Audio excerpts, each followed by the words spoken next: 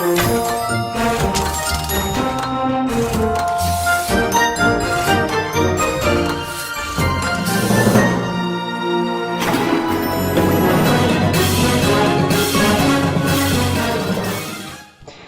everyone. Well, here we are, final videos of the class. Now my paper is entitled The Chocolate War, Hershey and Mars. But it's more than just the chocolate that these two companies created. It's an in-depth look into the men behind these sweet treats, Milton Hershey and Frank and Forrest Mars. It also discusses their company and the philanthropic endowments they left behind. It discusses the products that are under the umbrellas of both companies. And I'll give you a hint, it's more than just chocolate. But it also goes into the sales, marketing, advertising campaigns, and how they use this to gain snacking superiority over the other and win the hearts of the American people. I go into some detail on how both companies used chocolate to help in the war effort during World War II.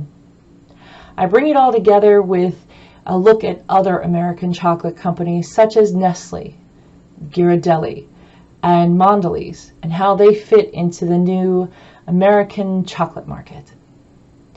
Now, when I started this and the paper morphed into the current one we have, I was struck by how little scholarly material is out there on these people. There is books and there are articles, and that's wonderful, but when you put it in perspective, Hershey made his fortune around the same time that Rockefeller and Carnegie did. So you have all of this scholarly information on the titans of industry, yet very, very little done on the titans of food. And I'm talking about men like John Pemberton and Asa Candler for Coca-Cola, or John Henry Heinz for the Heinz Company, the Kellogg brothers and C.W. Post for breakfast cereal. I mean, come on, you wouldn't have grown up without cereal in the morning. All of these men changed how America consumed food, but there isn't a whole lot of material on them in relation to other men who created their fortune at the same time. We've talked about the robber barons and what they've done, but historians need to start looking at these other men as well, and that's something I'm going to do later on. When I looked at the primary sources, I went to different places such as the USDA, the Hershey Archives, and organizations such as the International Cocoa Organization. And here's where I got information provided to me, such as things like on cacao, the plant, which makes cocoa and thereby chocolate. But it provided other information such as the location of farms, how it's produced, how much is produced, sales, things like that. I also researched different interviews with key people at both companies, including Michelle Buck, who is the North American president of the Hershey Company, and Deborah Sandler, who is the North American president for Mars, and their intake and insights into their respective companies. Some of the secondary sources included articles on chocolate, articles on marketing strategies for both the Hershey Company and Mars Incorporated, as well as books on Hershey and Mars. One of the most influential books that I did find was written by Joelle Glenn Brenner, and it's entitled The Emperors of Chocolate: Inside the Secret World of Hershey and Mars. And if you're looking for something interesting to read to find out more, I would highly recommend that book. She is a former Washington Post writer and has won awards on her writing. And there are just one other thing that really struck me was that at one point in time, these men worked together. Hershey supplied the chocolate to Mars so that he could create his very first Milky Way. Now, Forrest Mars, his son, said, "Dad, Hershey isn't our supplier. They're our competitor."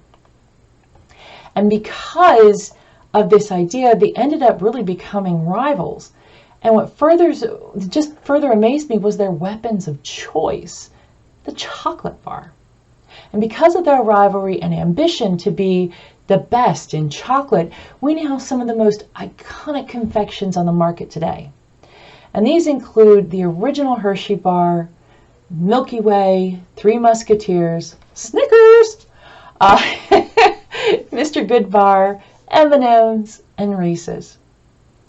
And there's a wonderful story about one of these iconic products and how it came to be. Now you're familiar with the little candy-coated pieces of chocolate known as M&M's. Do you know how they were created? I do.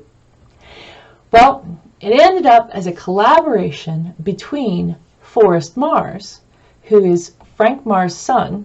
Frank founded the Mars Company, and Bruce Murray. Now, Bruce Murray was the son of William Murray, who was the president of Hershey after Milton. Now, Frank had seen the product that Forrest wanted to create. Now, Forrest saw this when he was in Spain, and these are sugar-coated pieces of chocolate that didn't melt, and Frank dismissed him. And he met up with Bruce, who helped supply him with Hershey's chocolate. Together, they created the Mars and Murray Company, which gave the name to the candy, M&M's. Today, the M&M's are actually under the actual Mars Company, and it's one of the most popular chocolates in the world. Now, fast forward to the 1980s, and an up-and-coming director wanted to use M&M's for one character to lure the other character into the house. But unfortunately, the Mars Company passed. The Hershey Company went, I have this product. Now, we created it in 1978, and it isn't candy-coated chocolate, but you could use it in your movie. So Steven Spielberg had Elliot leave a trail of Reese's Pieces to lure E.T. into the house. And in a stroke of absolute brilliance in product placement, this helped the sale of Reese's Pieces explode. And it's a perfect example to show you how the chocolate war is still being fought. Thank you so much. Have a great evening.